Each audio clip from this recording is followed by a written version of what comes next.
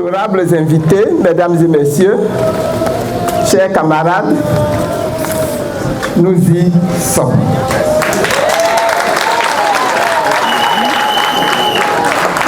Notre parti politique, le Mouvement des Générations Capables, l'UMGC, est désormais dans la place.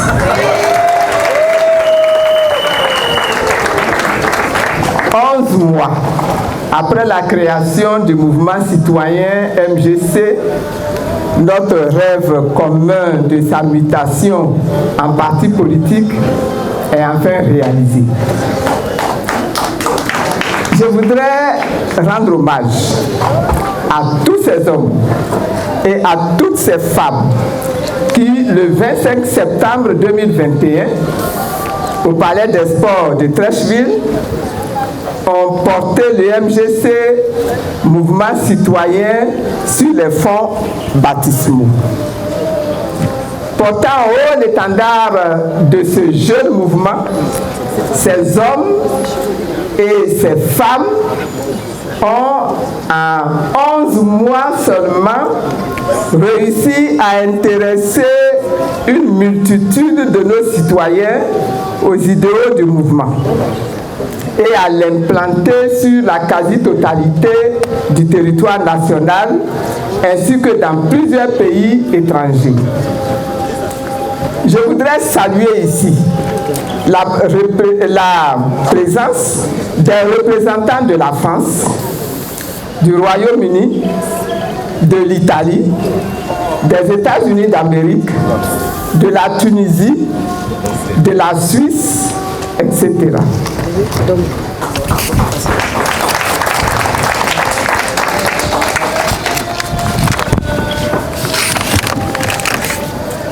Félicitations à tous et à toutes pour le travail abattu.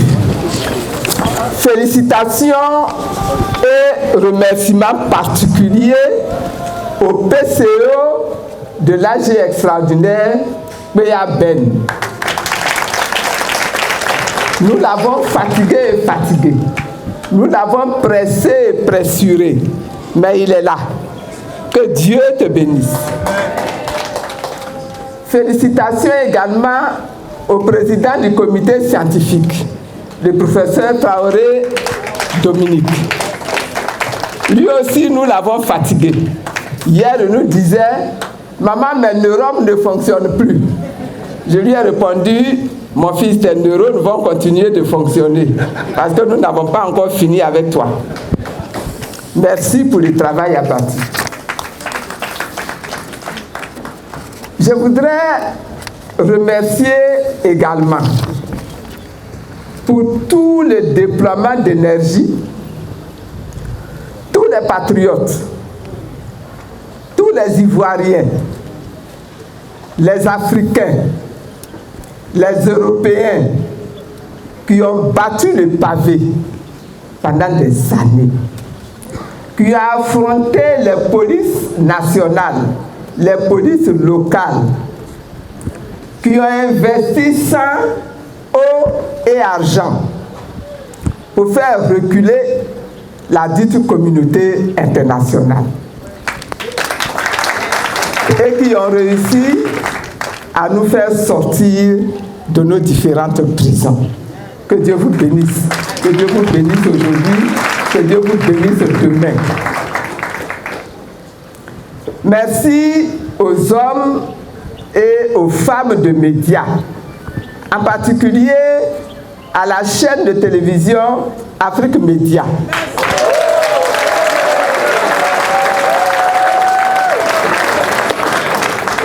Merci à la journaliste italienne Nicoletta Fagiolo, qui ont toujours pris fait de cause pour la démocratie, la liberté et la dignité des peuples africains, plus particulièrement pour les Ivoiriens depuis l'éclatement de la crise post-électorale de 2010.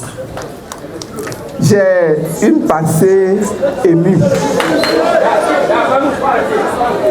pour M. Montanero. Ce journaliste de la télévision nationale italienne, la RAI, auteur du film documentaire sur la Côte d'Ivoire, paru en 2013.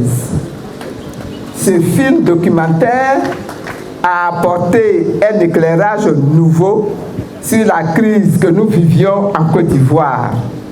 Et il a fait tomber les écailles des yeux de l'opinion internationale, particulièrement l'opinion européenne et plus particulièrement l'opinion italienne.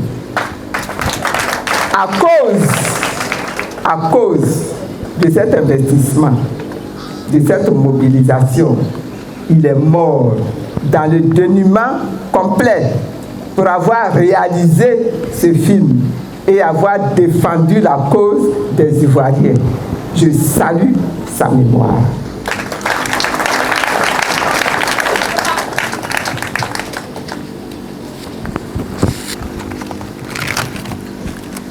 Avant-hier, la génération du Feu Boigny a dû s'impliquer et gagner la lutte pour sortir de la colonisation et reconquérir notre souveraineté.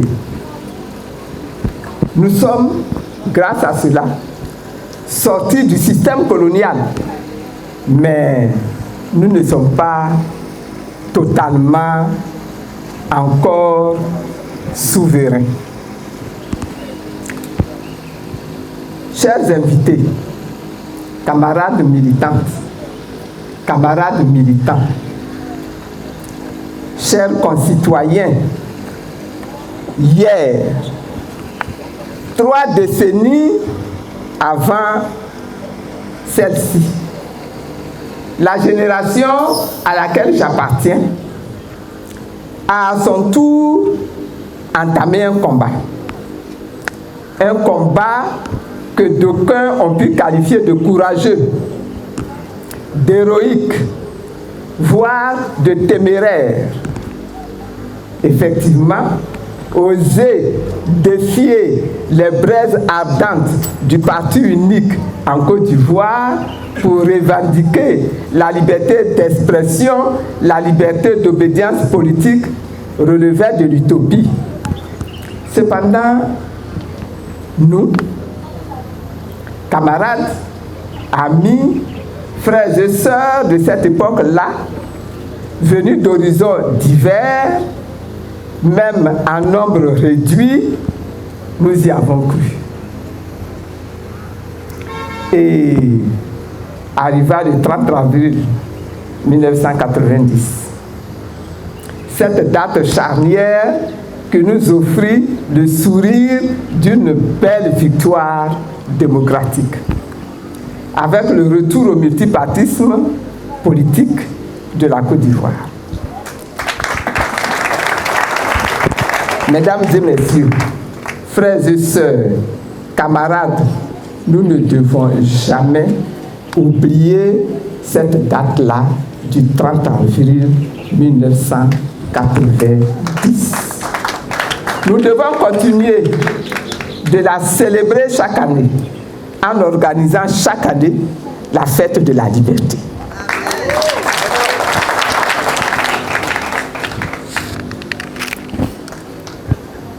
Dix ans après cette date, en l'an 2000, à l'aube du 3e millénaire, c'est un succès encore plus éclatant qui est venu couronner notre quête de liberté démocratique et de la souveraineté de notre pays.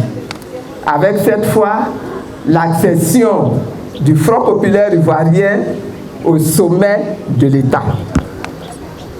Mais à peine avions-nous commencé à dérouler notre programme de gouvernement que les forces réactionnaires, endogènes et exogènes confondues, avec une rare violence et une brutalité inouïe, sont venus abattre l'arbre géant de notre projet révolutionnaire de refondation de la société ivoirienne. Notre chute a été plus que brutale. Mais,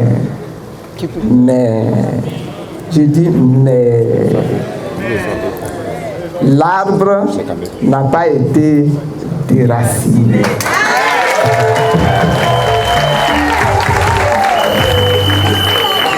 C'est vrai que le travail de démocratisation est resté inachevé et il doit être terminé. Mesdames et messieurs, aujourd'hui, c'est un euphémisme que de dire que notre pays, à bien des égards, se trouve à la croisée des chemins. Il ne faut surtout pas s'arrêter aux apparences trompeuses d'une prétendue croissance macroéconomique à 2 chiffres claironnés ici et là. Dans tous les secteurs d'activité, les clignotants sont au rouge en Côte d'Ivoire. Arrêtons-nous rapidement à quelques constats. Au plan de la gouvernance, la non prise en compte des propositions de l'opposition relatives aux réformes du système électoral obstrue le jeu démocratique et expose notre pays à des risques d'embrasement. Le clanisme, le clientélisme, le népotisme continuent de contribuer à l'accentuation des disparités régionales et à la fracture sociale larvée. Le processus de réconciliation nationale n'a jamais vraiment démarré de façon sérieuse. Au plan économique, la situation économique de la Côte d'Ivoire est très préoccupante, avec un niveau d'endettement très élevé. Le pays consacre aujourd'hui 51% de son budget au remboursement de la dette et occupe le 162e rang mondial sur 185 pour ce qui est de l'indice du développement humain. L'économie du pays est à la merci de la voracité des prédateurs de nos richesses naturelles, économiques et de notre patrimoine vital. L'actualité nous offre le triste et pathétique constat de l'explosion des prix sur le marché des produits, y compris ceux dits de première nécessité. Le faible pouvoir d'achat de la grande majorité de la population est écrasé par une inflation trop forte. Au plan social, notre système sanitaire n'a pas arrêté de se détériorer et ne dispose pas aujourd'hui d'infrastructures performantes et de qualité. Notre système scolaire et universitaire, oh là là, il peine à donner un sens plein et total à ce qu'on peut appeler l'institution école. Au plan sécuritaire, la menace djihadiste est aux portes de notre pays. Le développement de l'orpaillage clandestin et du trafic de la drogue est à l'origine de sérieux problèmes sécuritaires. Le différend né de l'arrestation et de la détention de 49 militaires ivoiriens au Mali suscite des appréhensions et des doutes au sein même de la population. De plus, ce différend met malheureusement à mal les relations fraternelles qui ont toujours existé entre nos deux pays, le Mali et la Côte d'Ivoire. Le 6 août dernier, 2 de nos officiers, l'amiral Vagba Fosigno et le commandant Abei, ont recouvré la liberté. Nous disons merci au chef de l'État, Alassane Ouattara, pour cet acte Mais il reste encore plus d'une vingtaine de militaires en détention depuis 2011 dans nos prisons. Et ils sont nombreux, ceux qui espèrent encore dans différents pays d'Afrique la possibilité de rentrer chez eux, rejoindre en toute sérénité leur famille.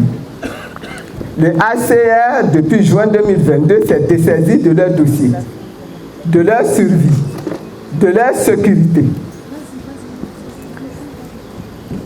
La grâce présidentielle, parlons de la grâce présidentielle. La grâce présidentielle accordée au président Laurent Gbagbo en lieu et place d'une amnistie alourdit davantage l'atmosphère sociopolitique du pays, de sorte que nous ne dirons pas merci à Alassane Ouattara pour la grâce présidentielle.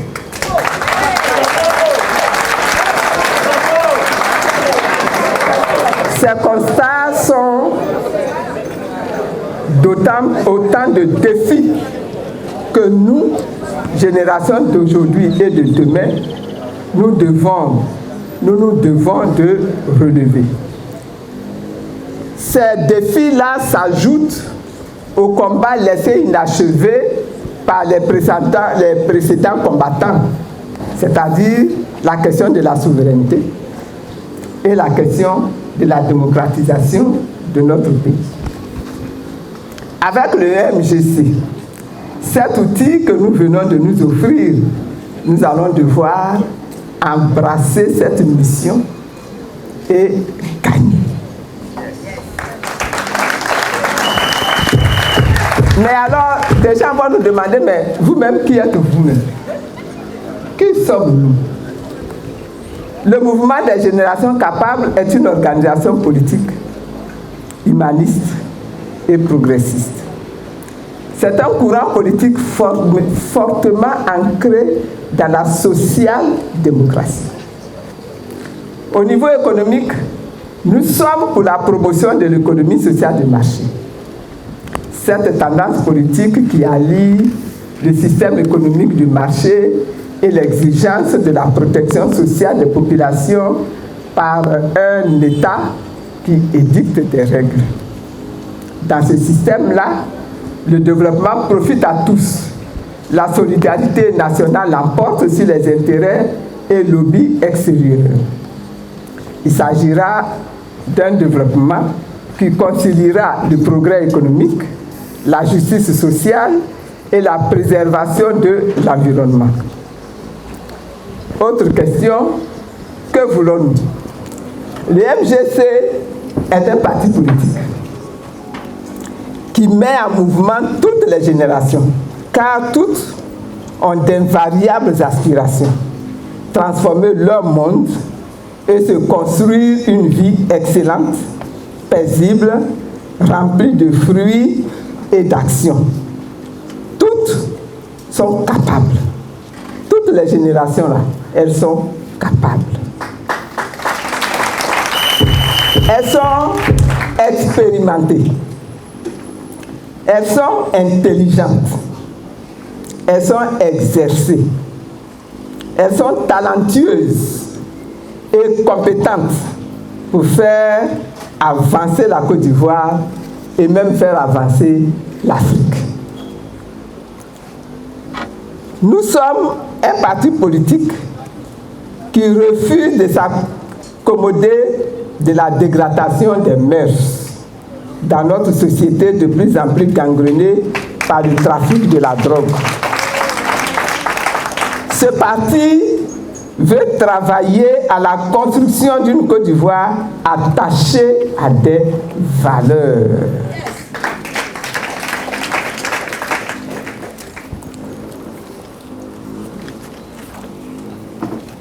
Nous sommes un parti qui a un idéal de construction d'une Côte d'Ivoire réconciliée, pleine de justice et d'équité.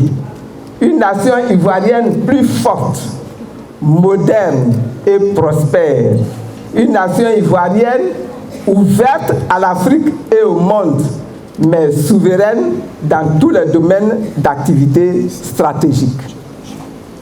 Cette nation que les MGC ambitionnent de bâtir sera fondée sur les grands groupes ethniques.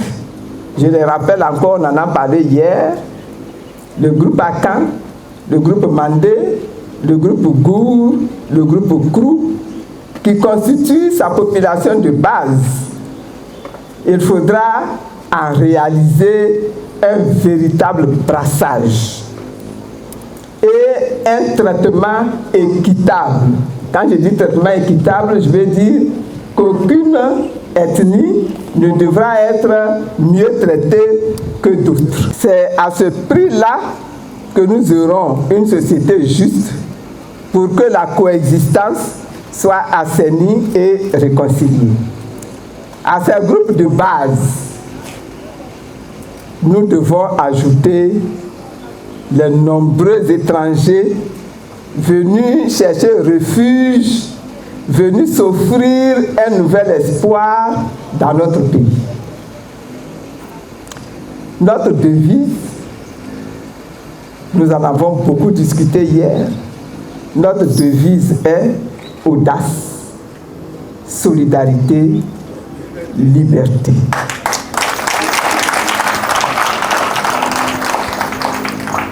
Si nous plaçons les questions d'audace, de solidarité et de liberté au centre de nos préoccupations et de notre action, c'est bien parce qu'elles renferment tous les leviers essentiels indispensables à la gestion autonome de notre destin pour le développement et l'épanouissement de notre peuple. Aucun peuple au monde n'a réussi à se développer sans avoir la maîtrise totale de tous les leviers de sa souveraineté. Levier politique, levier culturel, levier économique, levier monétaire, et j'en passe. Il nous faut gérer nous-mêmes notre destin. C'est à nous-mêmes qu'il revient le droit et le devoir d'identifier et de déterminer nos urgences et nos priorités. Nous sommes convaincus qu'il est bel et bien révolu le temps de la gestion par procuration de nos ressources naturelles et de toutes nos richesses économiques, culturelles, etc. Quelle est notre vision? La Côte d'Ivoire, notre patrie, regorge d'immenses richesses naturelles, mais également d'énormes ressources humaines qui n'espèrent que le moment et les conditions propices pour la faire prospérer, sans démagogie et sans slogan, pour la mettre au diapason des nations modernes et modèles. J'insiste là-dessus.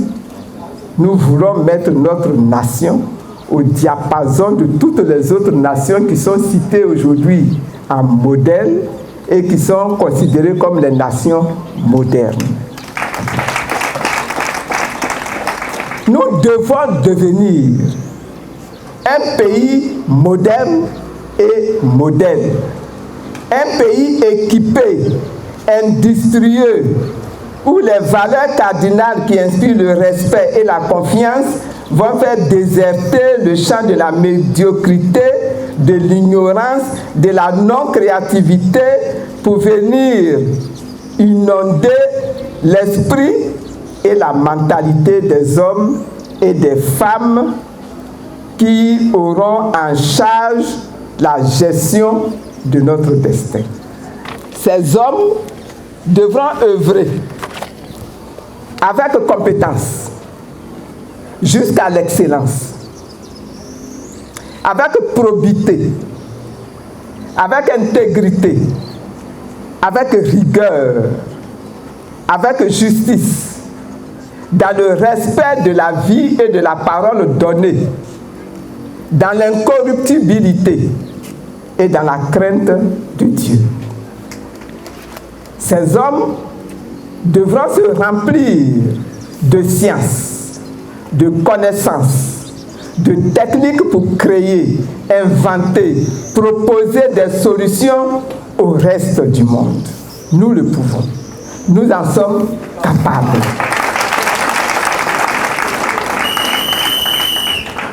C'est à cette vision-là que nous aspirons du plus profond de nous-mêmes. Et je vous invite avec force à partager cette vision avec moi, avec nous, le mouvement des générations capables. Quelle est notre ambition? Chers camarades responsables du MGC, je voudrais vous dire avec insistance que l'ambition du mouvement des générations capables est de transformer qualitativement les mentalités des populations, transformer l'État de Côte d'Ivoire et contribuer à la transformation de l'Afrique. Notre ambition est grande. C'est pour cette raison que je vous invite au travail.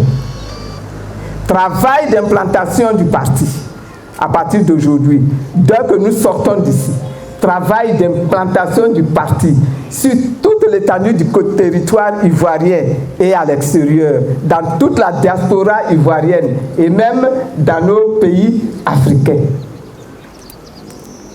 Travail de bonne connaissance des réalités culturelles et socio-économiques de vos régions, de nos régions. Travail d'identification et de mise en œuvre de projets de développement. N'oubliez pas que notre pays compte 75% de jeunes.